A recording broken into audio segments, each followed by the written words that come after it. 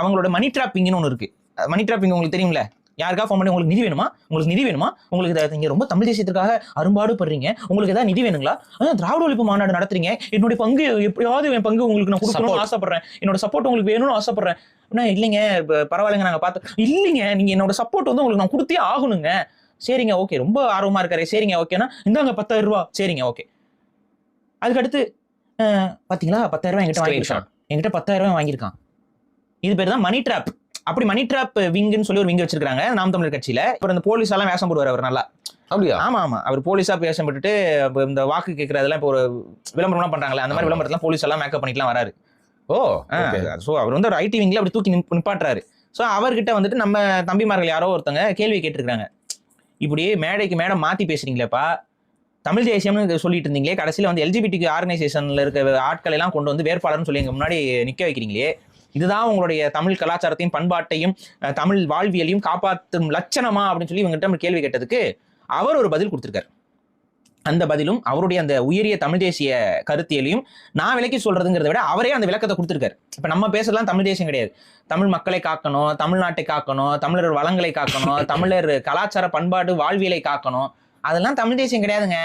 தமிழர்களுக்குன்னு நாடு அடைவது மட்டும்தாங்க தமிழ் தேசியம்.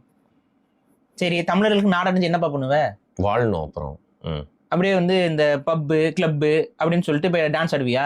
பப்பு கிளப் வந்து தமிழ்ல பேர் வச்சுட்டா போதும், அவ்வளவுதான் மாத்திட்டாங்க. வந்து கள்ள தொடர்பு மையம், கள்ள தொடர்பு மையம், கடந்த ஒரு மையம் வைக்கணும்னு பார்த்தா உறவு கடந்த மையம், இந்த மாதிரி ஏதாவது பேர் வச்சுக்கிட்டு தமிழ்ல பேர் வச்சுட்டா ஓகே, அது ஒரு தமிழர்களுக்கு ஒரு நாடு இருந்து இந்த வேலையெல்லாம் பண்ணா அது கரெக்டா இருக்குமா? அதுக்கு பேர் தமிழ்நாடு கிடையாதுடா, தாய்லாந்து. தாய்நாடு. இவங்கள மாதிரிக்கு நான் நபர்கள் எல்லாம் வந்து ஐடி விங்ல வச்சுக்கிட்டு உங்க ஐடி விங் பறவை பறந்துரும், நல்லா பறக்கும். இப்போ தாய்லாண்டா மாத்துறதுக்கு பத்தி பேசிட்டு இருக்கான். சரி ஓகே, அதாவது தனிநாடு அடையணுமா? தனிநாடு எப்படிங்க அடைவீங்க? எலெக்ஷன் நின்று, இந்திய அரசுடைய எலெக்ஷன் நின்று என்னுடைய அது ஜெயிச்சிட்டாங்க, அதுக்கு வாய்ப்பு ரொம்ப கம்மி, பட் ஜெயிச்சிட்டாங்க. இப்ப ஜெயிச்சதுக்கு அப்புறம் என்ன சொல்லுவீங்க? இந்த பதவி பிரமாணம் எடுத்துக்கும் போது ஒரு இதை கொடுப்பாங்களே, சாசனம், அதுல வந்து சத்தியம்லாம் பண்ணுவீங்களே, அதெல்லாம் பொய் சத்தியமா?